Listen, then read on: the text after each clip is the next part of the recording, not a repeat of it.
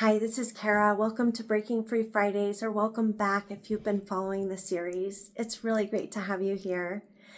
So, in response to some community input around a topic that was really of interest to be covered, I wanted to talk about the cost of taking things personally.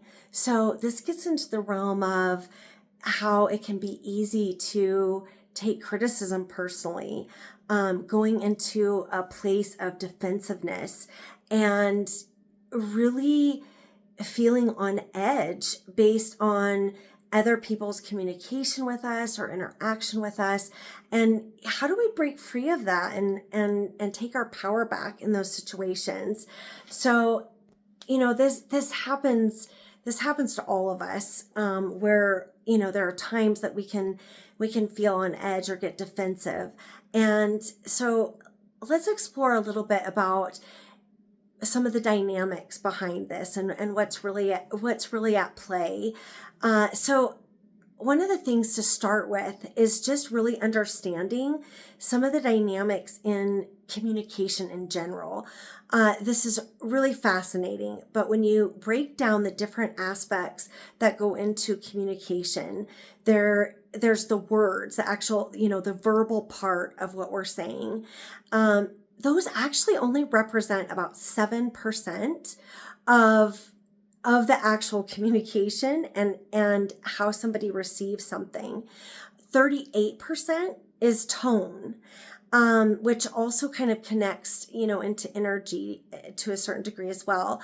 And then the remaining 55% is all around body language, the nonverbal part of things. That carries energy as well. So when you think about what we actually are receiving when we're hearing something from somebody, so much of what is relayed is not even just, it's not really about the words themselves. So much of it is the tone, the energy, the body language. And what is important to keep in mind in that is that oftentimes we can be triggered by something, and it doesn't even have anything to do with what somebody is saying. It often has to do with the tone and energy behind what is being communicated. So if you think about in the context, let's say, of some kind of a collaborative situation, maybe it's in a work setting and you're receiving feedback for something. Instead of just hearing the words for what the words are in terms of like an opportunity for, up leveling something, or, maybe, someone in, that's in leadership has a particular preference, or even it's like, a subjective aspect of something. If we have some kind of an unresolved, wound inside that's connected to fear of failure or not being good enough or something like that, those words can get lost in the tone and the energy behind the delivery of a message, and we can start getting carried away with all sorts of negative meaning behind something that might be meant to be a real simple opportunity for constructive feedback, that all of a sudden becomes something that we carry like we've just been thrown a boulder at us and we're trying to not be crushed by it. I don't know if you can relate to this, but I know there have been times, many years past where, that's been something that I could definitely relate to. I know a lot of clients struggle with this. And something that's important to keep in mind is that is also a reflection of where our nervous system is at. So if we are in a state of fight or flight, or freeze, or fawning, which is, that excessive people pleasing. Our system doesn't really have very much space to receive communication from a place of ease and observation. It goes into more of that reactivity, which is where the triggering can come up so easily. So when you think about the cost of taking things personally, I mean, we're getting into the realms where, our peace is at stake, our time, our energy, our power. So this is really important, because we want to be able to really stand in our center and to be able to benefit from information that people might be sharing with us. They could have really good input. We sometimes don't see things completely objectively about ourselves, and there could be opportunities that are really great nuggets, of treasure and gold that can help us to up level. But we have to be able to see it from a higher place, not from a reactive place. So, one of the things that can happen when we take things personally, and if you've had those experiences yourself, you can probably relate to some of these examples where you might start ruminating about something, and you just get stuck in this spiral of just thinking something negatively about what it means, and connecting it to your self-worth. You can get into a place where your anxiety level just is heightened, which creates a lot of added stress, strain on your health and well-being, on your nervous system, taking your energy away from things that are really moving you forward and are productive and positive into this area of just like overwhelm. And it can decrease your confidence. It can affect your ability to really feel like you're on solid ground. You might have heard this expression where sometimes people can feel like they're walking on eggshells. And when we take things personally, and we have a pattern of taking things personally, it can certainly end up feeling like we're navigating life, in this realm of like walking through a landmine or walking on eggshells. And that, gosh, that is super draining. It's another one of those things that's kind of a trauma response, where it's like there's this hyper vigilance in avoiding those landmines, basically. And that also keeps us in a place of almost, living with an offense radar. And, when you have that, it's akin to kind of living in an experience where we're filtering things through that concept of, when is the other shoe going to drop? It's more of like this bent towards negativity, or like, oh, when is that next slight coming? Or, that next double-edged sword, or just condescending remark, or, cut or edge. And some of it's so much, this is not even about us. That's the kicker here, is so much of the communication from other people and their judgments, their shares, their feedback. Oftentimes it has an element of not even being anything about us. It can be a reflection of their own inner world, their own level of stress that's going on at the time. It can be a reflection of any number of things related to them personally. And so there are some things that we can do that can really help release some of the pattern that happens where we just take things personally. And there are a few things that I want to share, but but before we get into that, there are also some opportunity costs that I think are really important and worth mentioning in staying in this pattern of taking things personally and really having more of a defensive posture. Some of those opportunity costs have to do with really stifling our growth, staying small, and an energy drain.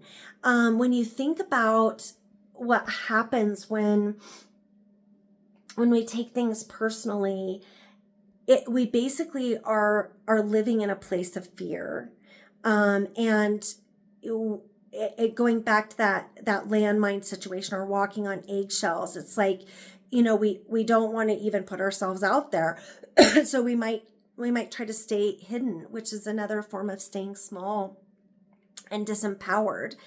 And with doing inner work, we really want to break free of that. We want to find ways where we're really taking our power back and we're living from an empowered place.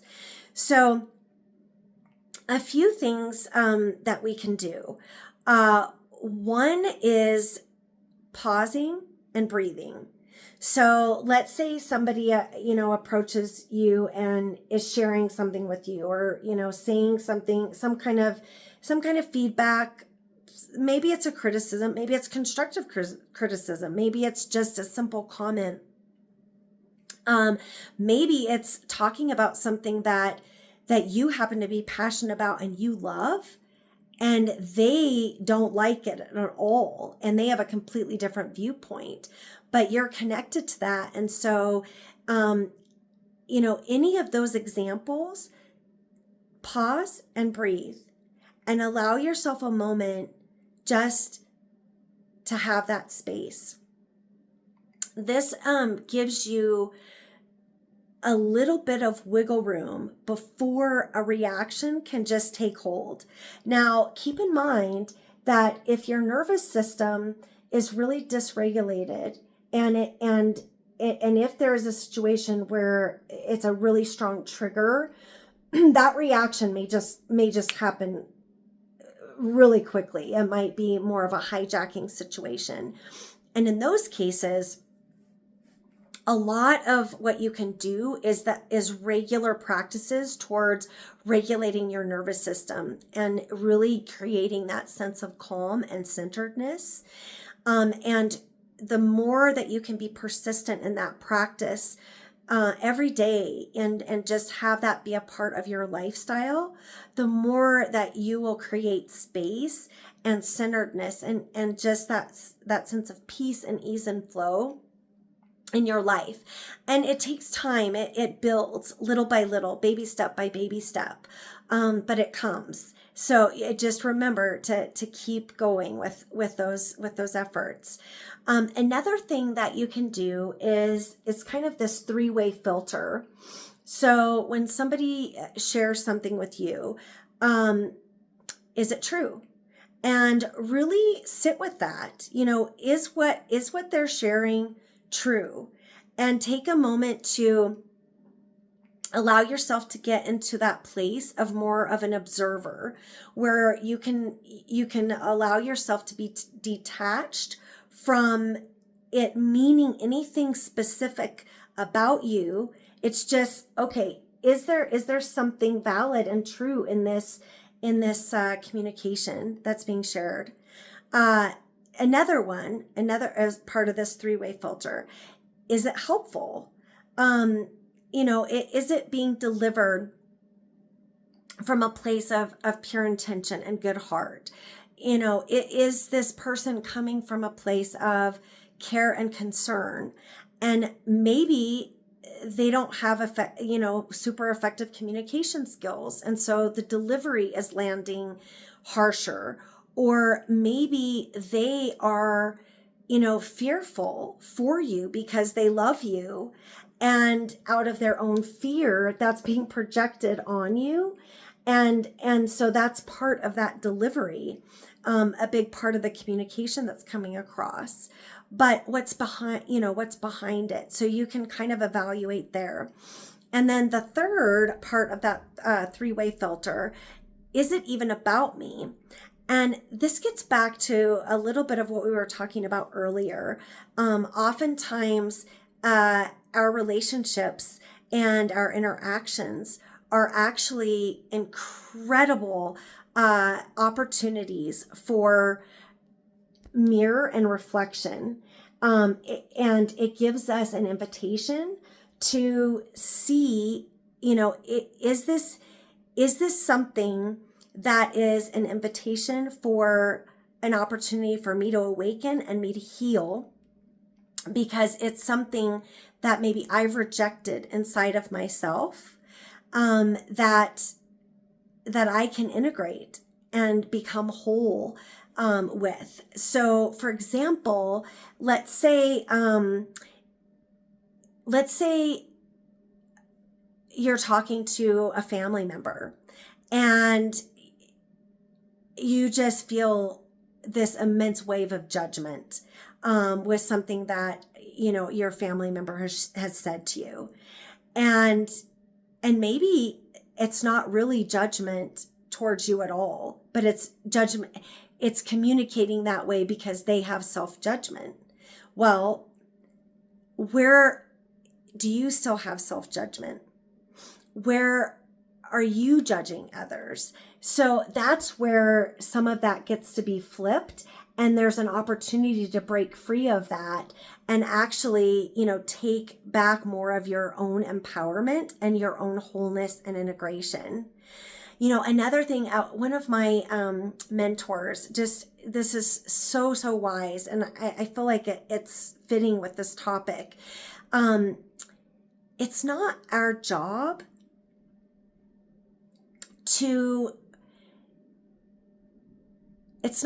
and it's not our business to be concerned about what other people think and if other people either reject or accept us.